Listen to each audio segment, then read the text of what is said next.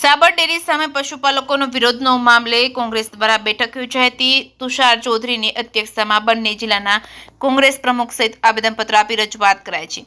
સાબર dairy ખાતે થયેલા વિરોધ પ્રદર્શન મામલે હવે કોંગ્રેસ દ્વારા બેઠક યોજવામાં આવી છે, જેમાં પૂર્વ કેન્દ્રીય મંત્રી અને ખેડબ્રહ્માના ધારાસભ્ય સહિત સાબરકાંઠા અને અરવલ્લી જિલ્લાના કોંગ્રેસ પ્રમુખ સહિત આગેવાનો બેઠકમાં જોડાયા હતા। બંને જિલ્લાના પશુપાલકો ભાવફેર બાબતે નોંધાવી રહ્યા છે, ત્યારે તેમના સમર્થનની વાત 3 મુદ્દાની માંગ સાથે તુષાર ચૌધરીની રજૂઆત જિલ્લા કલેક્ટર એસપી તેમજ સાબર ડેરીના એમડી ને આવેદનપત્ર આપીને કરી હતી। મુખ્ય 3 મુદ્દાઓ, જેમાં પશુપાલકોના યોગ્ય ભાવ ફેર ત્વરિત ચૂકવવો તેમજ પોલીસ કેસ પરત ખેંચવા, ઝીંઝવા ગામના યુવકનું મોત થવું અને વળતર ચૂકવવાની માંગ।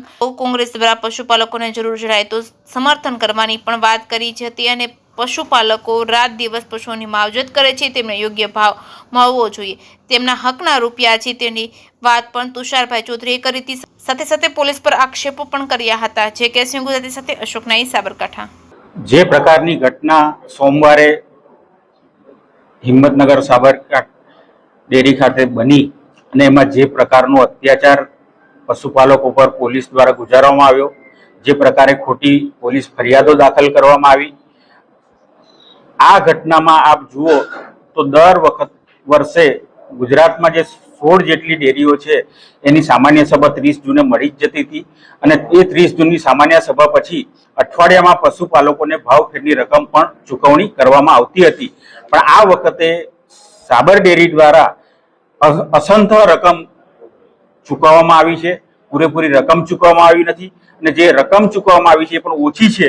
એને લઈને પશુપાલકો નારાજ હતા અને પોતાની વાત રજૂ કરવા માટે સાબર ડેરી ખાતે ભેગા થયા હતા, પણ સાબર ડેરી ખાતે સંચાલક મંડળે કોઈ પણ પ્રકારનો પ્રતિભાવ ન આપ્યો, ઉલટાનું સામેથી પોલીસ બોલાવીને જે પ્રકારનો અત્યાચાર કર્યો છે અને એ ઘટનાને દિવસે એક પશુપાલક શ્રી અશોકભાઈ ચૌધરીનું આ ઘટનાને કારણે મૃત્યુ પણ થયું છે। ત્યારે એના અનુસંધાનમાં આજે અમે 3 જગ્યાએ આવેદનપત્ર આપવાના છે। એમાં અમારી મુખ્ય 3 માગણી છે। પહેલી માગણી એ છે કે પશુપાલકોને સત્વરે ભાવફેરની રકમ ચૂકવવી જોઈએ અને એ ભાવફેરની રકમ પણ જે એમની માગણી છે એ પ્રમાણેની ચૂકવવી જોઈએ। બીજા નંબરની માગણી અમારી એ છે કે જે પ્રકારે ખોટા પોલીસ કેસો પશુપાલકો પર પોલીસ તંત્ર દ્વારા દાખલ કરવામાં આવ્યા છે એ સત્વરે પાછા ખેંચવા જોઈએ।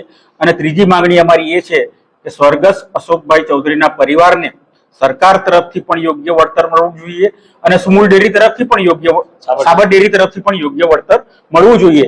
આ 3 માગણીને લઈને આજે અમે કલેક્ટર શ્રી, સાબર ડેરીના મેનેજિંગ ડિરેક્ટર શ્રી અને જિલ્લા પોલીસ વડાને આવેદનપત્ર આપવા માટે અરવલ્લી અને સાબરકાંઠા જિલ્લાના બંને કોંગ્રેસ પ્રમુખો સહિત બંને જિલ્લાના કોંગ્રેસના આગેવાનો પ્રતિનિધિ મંડળ આ 3 જગ્યાએ જઈને આજે આવેદનપત્ર આપશે અને આ આવેદનપત્ર આપ્યા બાદ પણ જો પશુપાલકોની માંગણી સંતોષવામાં નહીં આવે તો આવનારા દિવસોમાં કોંગ્રેસ ઉગ્ર કાર્યક્રમો પણ આપશે। કેવા પ્રકારના ઉગ્ર કાર્યક્રમોમાં નારાજગી ચાલી રહી છે, લોકોએ દૂધ ભરવાનું પણ બંધ કરી દીધું છે।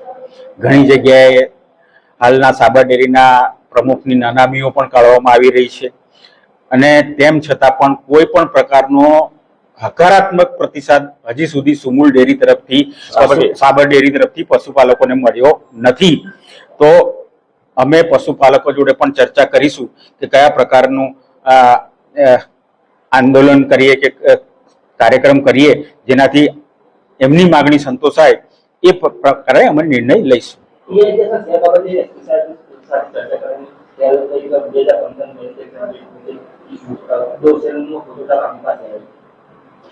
હા, એટલે જે દિવસે ઘટના બની એ દિવસે લોકોએ ફોટોગ્રાફ જે પાડ્યા હતા એમાં એક ટીયર ગેસ સેલ જે વપરાય 2015 દર્શાવવામાં આવી છે અને એની એક્સપાયરી ડેટ 2018 દર્શાવવામાં આવી છે। એટલે આ બહુ ગંભીર બાબત છે કે 2018માં એક્સપાયર થઈ ગયેલો ટીયર ગેસનો સેલ 2025માં વાપરવામાં આવ્યો છે।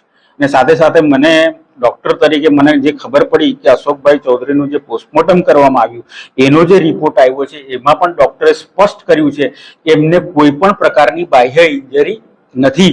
તો મારું તો એવું માનવું છે કે આ ટીયર ગેસ જ ઝેરિયસ થઈ ગયો હશે, એના કારણે ગુંગળામણને કારણે કદાચ એમનું મૃત્યુ થયું હોય એવું પણ હું માનું છું।